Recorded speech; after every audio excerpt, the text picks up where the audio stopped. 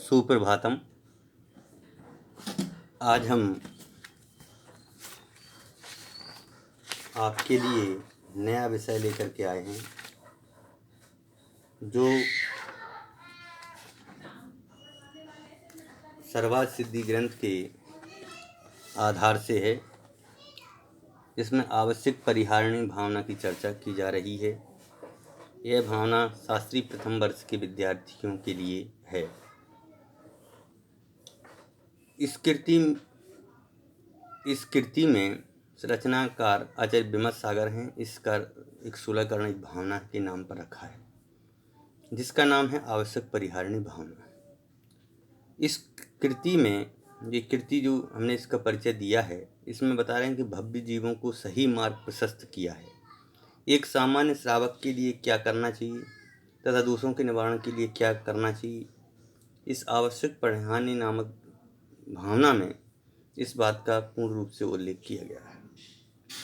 इसमें सबसे पहले बताया गया है कि एक सामान्य व्यक्ति के लिए देव पूजा करनी चाहिए, अपने अपने इष्ट की आराधना करना चाहिए, उनके बताए हुए मार्ग पर चलना चाहिए, उपासना करना चाहिए, गुरुओं की सेवा करना चाहिए, अपने धर्म की पुस्तकें स्वाध्याय करना चाहिए, संयम का मार्ग अपनाना चाहिए, तप का मार्ग अपनाना चाहिए और जितना हो सके उतना गरीब आदि में दान आदि करना चाहिए।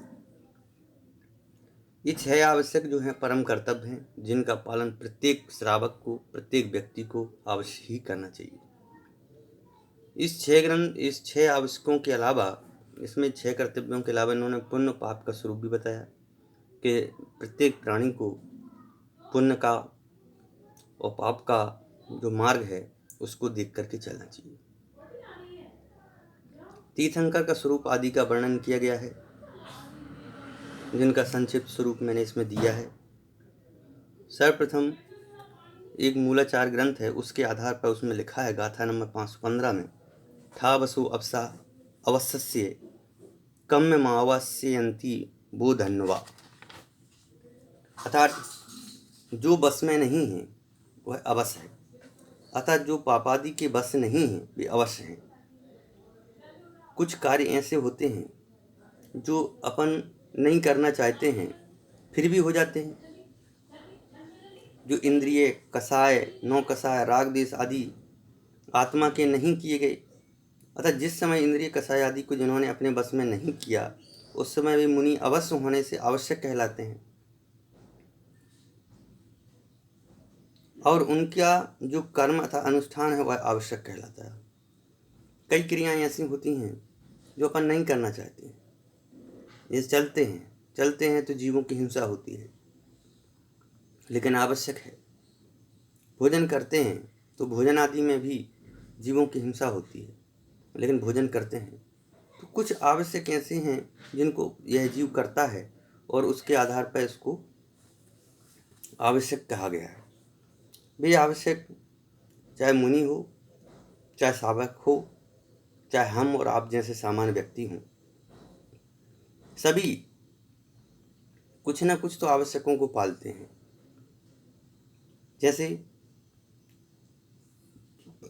ऐसा कोई संप्रदाय नहीं है, ऐसी कोई जाति नहीं है जो अपने इष्ट की आराधना नहीं करती, लेकिन आराधना करते हैं, फूल चढ़ाते हैं। तो फूल चढ़ाने में जीवों की हिंसा होती है।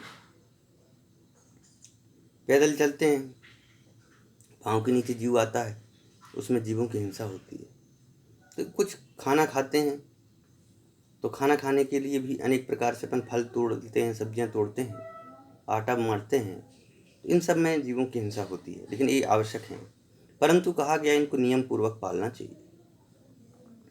इसमें सर्वप्रथम बताया देव पूजन, कि भक्ति भाव से देवों के गुणों का स्तवन करना, उनकी अष्ट द्रव्य से फूल, नैवेद्य आदि से पूजन करना, उनके गुणों का स्तवन करना, स्मरण करना, वह देव पूजन है। और जो गुरु हैं उन गुरुओं के जिनका संसार से मतलब नहीं है, संत महात्मा हैं, ऐसे उनके तप में लीन रहते हैं, ऐसे साधुओं की सेवा करना, उनकी वैयावृत्ति करना। वैयावृत्ति मतलब में उनके हाथ पैर दबाना, उनको दवाई देना, उनको सही मार्ग, धर्म के मार्ग पर ही रहने देना, ये सारी गुरु उपासना है। स्वाध्याय है अपने कल्याण के लिए, अपने जीवन के लिए सुधारने के लिए जो अध्ययन किया जाता है उसका नाम है स्वाध्याय।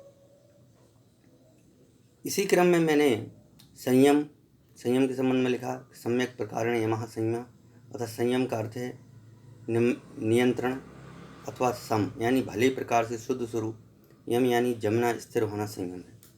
5 इंद्रिय और मन को स्थिर करना, विषयों को रोकना, वह संयम है। तप मतलब में होता है विषयों का निरोध करना।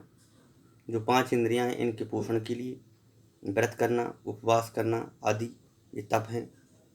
इस प्रकार से हमारे जीवन में यह आवश्यक परिहारणी जो भावना है वह होना चाहिए। उस आवश्यक परिहारणी भावना से ही हमारा जीवन उज्जवल होता है। यदि हम सभी इसी प्रकार से यदि उनके गुरुओं के, देवों के, किताबों के प्रति सम्मान की भावना रखते हैं तो हमारे जीवन में भी संयम, जीवन में भी शांति, जीवन में भी सदाचार की भावना उत्पन्न होती है। इस प्रकार की इसमें एक भावना बताई गई है। इस भावना का नाम है आवश्यक परिहारणी भावना। धन्यवाद।